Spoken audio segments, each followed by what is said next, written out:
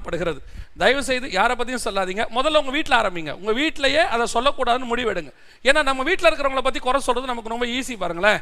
உடனே மாமியாரை பற்றி யாருக்கிட்டையாவது சொல்கிறது, மருமகளை பற்றி யாருக்கிட்டையாவது சொல்கிறது, வீட்டுக்கு வரவங்ககிட்ட பேசுறது, பிள்ளைகளை பற்றி வீட்டுக்கு வரவங்ககிட்ட குறை சொல்கிறது. இதெல்லாம் சிம்பிளாக ஆரம்பிக்கும். எப்படி ஆரம்பிக்கும்? வீட்டுக்கு யாரோ ஒருத்தர் வராங்க, பையன் எப்படி படிக்கிறான் அப்படின்னா கேஷுவலாக சொல்லுங்க, பரவாயில்ல ஓரளவுக்கு படிக்கிறான், ஆவரேஜாக படிக்கிறானா ஆவரேஜாக படிக்கிறான் அப்படின்னு. உடனே அவங்ககிட்ட போய் என்ன சொல்றது, அது வேஸ்ட்டுங்க, ஒன்றும் படிக்க மாட்டேங்குது அப்படின்னு அந்த பிள்ளை எதிரிலே சொல்றது.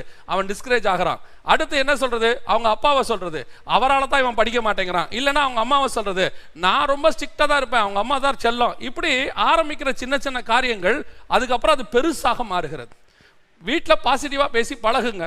அடுத்து மூணாவது நபர் அங்கே இல்லையா, அவங்கள பற்றி பேசுறது நிறுத்திடுங்க. வேணாம், தேர்ட் பர்சன் அங்கே இல்லை, இருக்கிற நான் 2 பேர் இருக்கீங்களா, உங்களை பற்றி மட்டும் பேசுங்க, இல்லைனா தேவனை பற்றி மட்டும் பேசுங்க.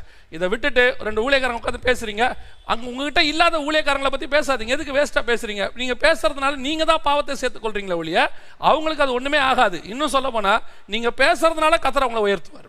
அப்படிதான் தாவீது சொல்றார், சீமேயி பேசுனதுனால ஒருவேளை கர்த்தர் என்னை உயர்த்தினாலும் உயர்த்துவார். நீங்கள் தயவு செஞ்சு பேசி ஒரு ஆளை பெரியவனை ஆக்காதீங்க. அதால் நீங்கள் தேவையான பக்தி விருத்திக்கு ஏதுவான மட்டும் பேசுங்க, மற்ற காரியங்களை பேசாதிருங்க.